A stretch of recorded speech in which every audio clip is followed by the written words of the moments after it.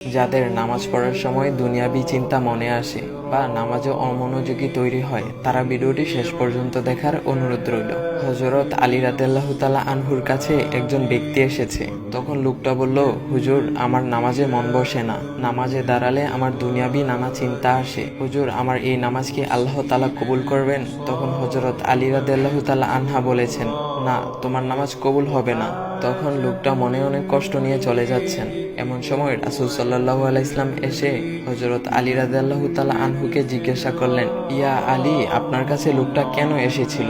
এসে দেখি মন খারাপ করে চলে গেল। কেন, কি হয়েছে, আমাকে বলুন। তখন আলী রাদিয়াল্লাহু তাআলা আনহু বলেন, তিনি আমার কাছে জানতে এসেছেন যে নামাজে দুনিয়াবি চিন্তা আসলে নামাজ হবে কিনা।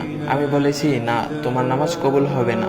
রাসূল সাল্লাল্লাহু আলাইহি ওয়াসাল্লাম তখন বলেন, ইয়া আলী, আপনাকে আমি একটা চাদর উপহার দিতে চাই, তবে একটা শর্ত আছে। আলী রাদিয়াল্লাহু তাআলা আনহু খুশি হয়ে বলেন, ইয়া রাসূলুল্লাহ, কি শর্ত তা বলুন, আমি আপনার সকল শর্ত মেনে নিব।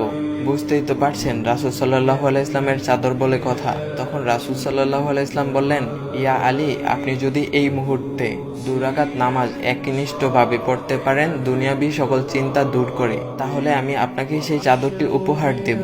আলী রাদিয়াল্লাহু তাআলা আনহু বলেন, এটা তো সাধারণ ব্যাপার।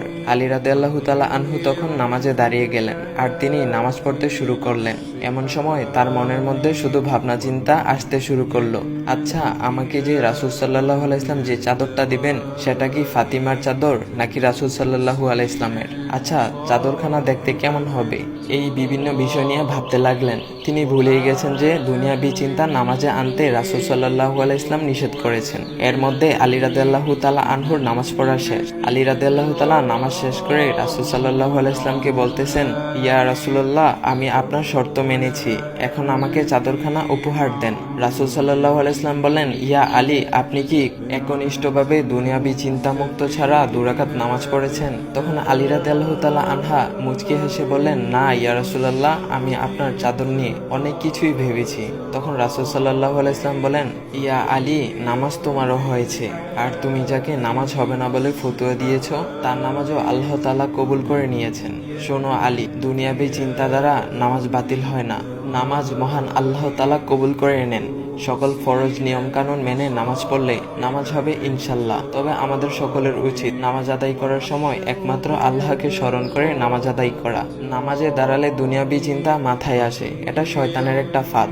আল্লাহ তাআলা আমাদের সকলকে শয়তানের কুমন্ত্রণা থেকে হেফাজত রাখুক এবং সঠিকভাবে মনোযোগের সাথে নামাজ আদায় করার মতো তৌফিক দান করুক। সবাই বলি আমিন। চাইলে ভিডিওটা আপনি অন্যদের কাছে শেয়ার করতে পারেন, এতে